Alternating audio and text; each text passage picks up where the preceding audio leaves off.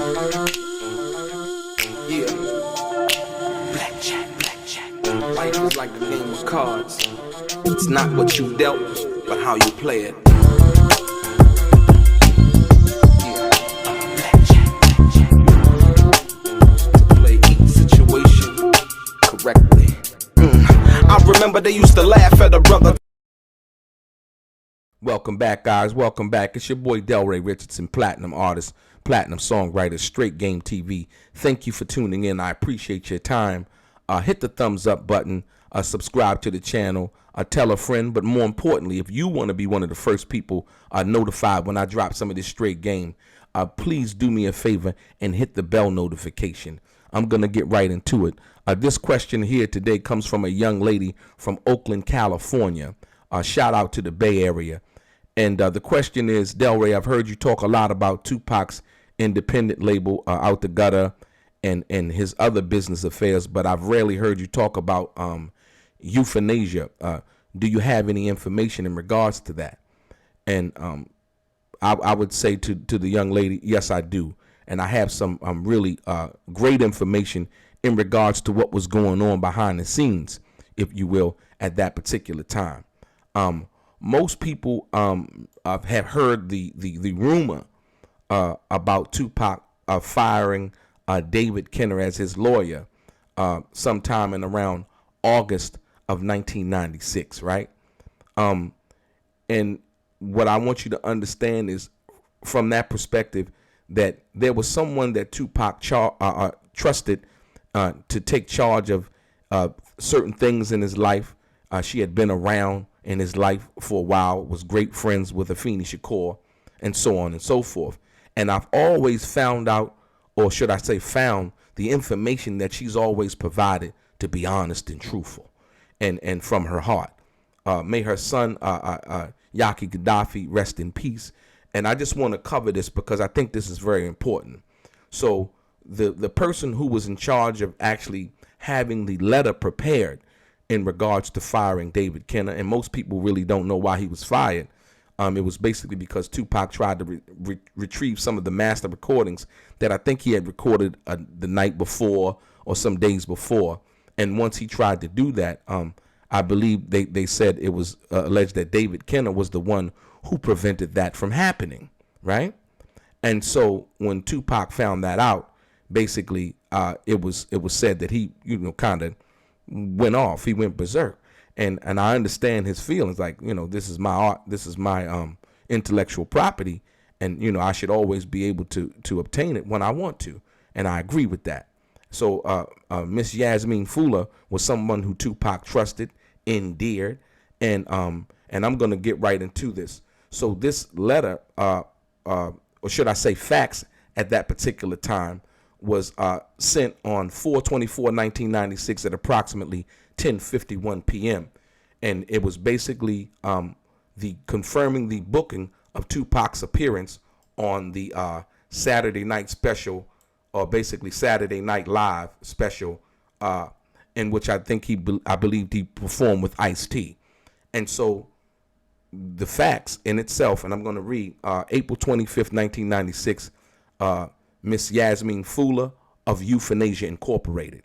So this goes to basically show you that as of April 25th, 1996, Yasmin was fully involved in 2Pac's career, and so was Euphanasia. Like I said, I mentioned to you guys about the $80 million multimedia deal that Quincy Jones had set up for 2Pac. The company Euphanasia was going to be the conglomerate of 2Pac's that would basically handle all the other aspects of what that was going to be about. And I believe that Yasmin, was going to be fully involved and entrenched in handling that situation. So it goes on to say, Euphanasia Incorporated. And it says, Dear Yasmin, thank you very much for confirming 2Pac's appearance on Saturday Night Special taping on Saturday, April 27th. Here is the rehearsal and taping schedule. Friday, 4/26 at 1:30 p.m. Call time was at approximately 1 p.m. Then it goes on to say Saturday, 4/27 at 12:30 p.m. The call time was approximately 9:30 p.m., if you will. And so I think that the other date, my bad, the other date, which you can't really see, is the Friday, the 4/26 date, is actually 4 p.m. The other part of the 4 is kind of blurry, if you will, as you understand. This is an original document. And it goes on to say, a first draft of the sketch follows. It will most likely be cut a bit, and we welcome 2Pac's thoughts. We will have our CLS limousine car pick 2Pac up Friday at 12:45 p.m. at 10601 Wilshire Boulevard to bring him to CBS Studios, and on Saturday we'll pick him up at 11:45 a.m.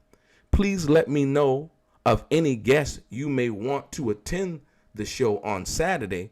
We take dress rehearsal at 1:30 p.m. and show at 7:30 p.m. on stage 10 at the CBS Studio Center in Studio City. The production phone number for Saturday is 818-760-5708. Thanks again. Looking forward to seeing you on Saturday. Sincerely, Lillian Mizrahi, the talent executive over there at CBS at that particular time. So what I want you to understand, like I said before, you've had a lot of people come out and speak on information in which they really didn't know about 2Pac. Once again, this goes to show you that 2Pac was basically moving in the direction that he was moving in with Euphanasia, as well as all of the other, the cafe that he wanted to start, and all of the other things that he wanted to incorporate in his business model for moving forward. This date is as of April 25th, 1996. Mind you, 2Pac didn't have the lawyer letter written to fire David Kenner until August of 1996. But this goes to show you who and what was in charge of handling 2Pac's business at that particular time, right? So this is what I wanted to bring you today. So it goes to show you that 2Pac was, because most people thought that Euphanasia was just this business card. You know what I mean? And that really wasn't anything happening involving that. This right here shows you that Euphanasia was actually, in effect, moving and making moves in regards to 2Pac's career as early as April 25th, 1996, and that Yasmin Fuller was the one that was making moves on behalf of Euphanasia Incorporated. So like I said, I just wanted to bring you this jewel, like I said, because a lot of people have been talking about what 2Pac was and wasn't going to do, who he was and wasn't signed to. And like I told you, 2Pac was an entity unto himself in regards to that. And he spoke about, Euphanasia. We've seen all of the other paperwork, but this right here is confirmation of information of who, what, when, where, what time, what date was happening involving Euphanasia. And I thank the sister from Oakland, California, for asking the question. I've received a lot of questions involving, talking about Euphanasia. So hopefully this answer is sufficient for you and the information that I provided here. Like I said, April 26, 1996, 2Pac was firmly moving in, a different direction, or should I say in many directions. But this was one of the companies that 2Pac was going to incorporate in his multimedia deal, had he lived long enough to see that come to fruition. Your boy DELRAY, straight game.